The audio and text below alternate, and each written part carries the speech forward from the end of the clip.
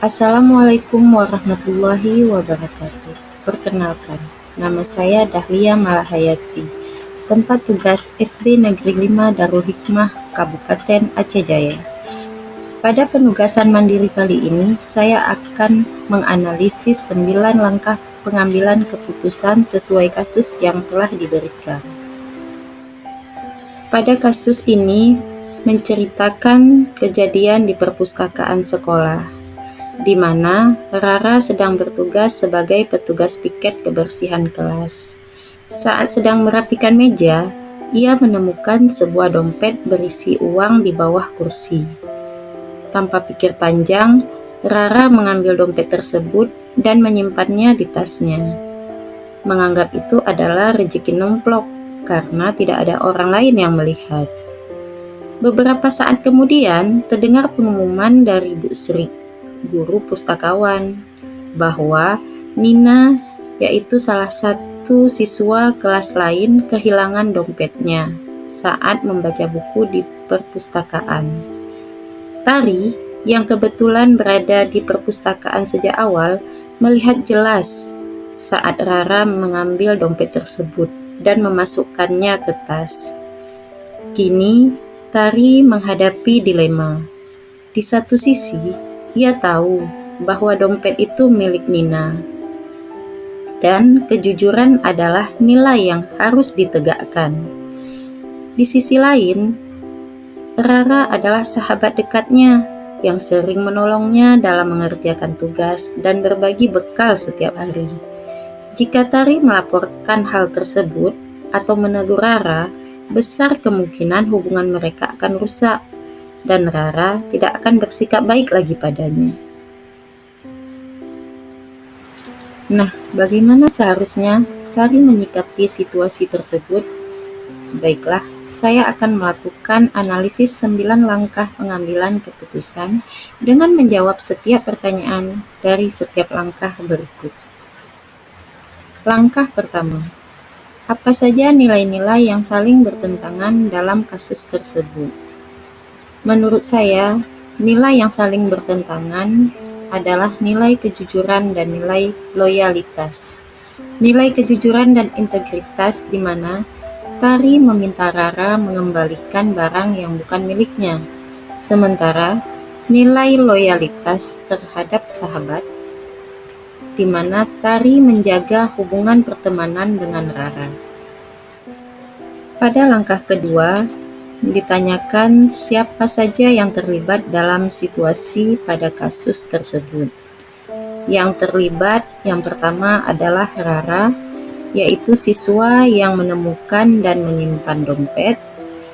Lalu Nina, pemilik dompet yang kehilangan uang. Selanjutnya Tari, yaitu saksi mata sekaligus sahabatnya Rara. Dan Bu Sri, yaitu guru pustakawan yang mengumumkan bahwa Nina kehilangan dompet.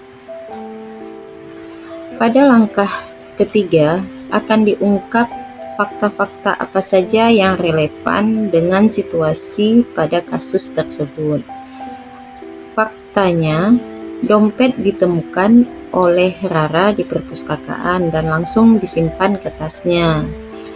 Sementara Tari melihat kejadian itu secara langsung dan Nina melaporkan kehilangan dompet. Dan Bu Sri pun mengumumkannya. Faktanya lagi bahwa Rara adalah sahabat dekat Tari sehingga menimbulkan dilema bagi Tari. Pada langkah keempat, yaitu pengujian benar atau salah yang mana bisa dilakukan. Di sini ada 5 uji. Yang pertama itu uji legal, yang mana mengambil barang milik orang lain tanpa izin adalah bentuk pencurian atau melanggar hukum.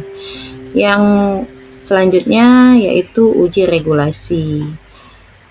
Hal tersebut bertentangan dengan tata tertib sekolah yang menekankan pada kejujuran. Selanjutnya uji intuisi, di mana hati nurani Tari mengatakan tindakan Rara tidak benar. Lalu uji publikasi. Jika masyarakat tahu tari diam saja, reputasi tari bisa tercoreng dan sekolah dipandang mendukung ketidakjujuran. Yang terakhir adalah uji panutan, di mana seorang tokoh teladan, misalnya guru yang jujur, sahabat yang jujur, pasti akan memilih untuk mengembalikan barang tersebut. Langkah kelima, pengujian paradigma benar lawan benar yang mana bisa dilakukan. Yang pertama, kebenaran versus kesetiaan, di mana tari harus memilih antara kejujuran kepada pemilik dompet atau Nina atau kesetiaan pada sahabatnya, yaitu Rara. Yang kedua, individu versus kelompok, di mana kepentingan pribadi Rara dibenturkan dengan kepentingan komunitas sekolah yang menjunjung kejujuran. Pada langkah ke-6 ditanyakan prinsip resolusi yang mana bisa dilakukan. Menurut saya ada 3 prinsip resolusi. Yang pertama itu adalah prinsip berbasis hasil akhir, yaitu mengembalikan dompet memberikan dampak positif bagi Nina, Rara, dan sekolah dalam jangka waktu yang panjang. Nah, prinsip yang selanjutnya adalah prinsip berbasis aturan, di mana aturan moral dan tata tertib sekolah menuntut kejujuran. Dan prinsip berbasis kepedulian, di mana tari perlu peduli terhadap Nina yang kehilangan, sekaligus tari juga harus menuntun Rara agar tidak salah jalan. Selanjutnya langkah ke-7, adakah opsi lain yang lebih kreatif, adil, dan bijak yang bisa dilakukan? Menurut saya, tari bisa menasihati Rara secara pribadi agar mengembalikan dompet dengan sukarela, sehingga kejujuran ditegakkan tanpa merusak persahabatan mereka. Jika Rara menolak, tari dapat menawarkan untuk membantu mengembalikannya secara bersama-sama ke Ibu Sri. Opsi ini menjaga nilai kejujuran, melindungi hubungan persahabatan, dan memberi Rara kesempatan belajar dari kesalahannya. Langkah ke-8, apa keputusan akhir yang Ibu Bapak ambil sesuai dengan analisis kasus tersebut? Keputusan akhir menurut saya, tari seharusnya mengajak Rara untuk segera mengembalikan dompet kepada Nina melalui Bu Sri. Jika Rara tetap menolak, tari akan melaporkan langsung kepada Bu Sri, meskipun berisiko merusak hubungan dengan Rara, yaitu sahabatnya. Selanjutnya langkah terakhir, yaitu langkah ke-9. Pelajaran apa yang Ibu Bapak dapatkan dari pengambilan keputusan ini, dan bagaimana pelajaran tersebut dapat memperbaiki pengambilan keputusan Ibu Bapak di kemudian hari? Saya belajar bahwa dalam dilema moral, kejujuran dan integritas harus tetap dijunjung tinggi, meskipun ada risiko sosial. Keputusan yang berlandaskan nilai kebajikan universal akan membentuk karakter kepemimpinan yang berintegritas ke depannya. Saya juga akan lebih berani mengambil keputusan etis dengan mempertimbangkan dampak jangka panjang, bukan hanya kenyamanan sesaat.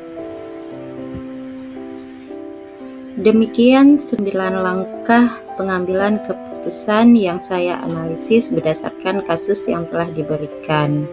Saya mohon maaf apabila ada kesilapan. Terima kasih atas segala perhatian. Billahi taufiq wal hidayah. Assalamualaikum warahmatullahi wabarakatuh.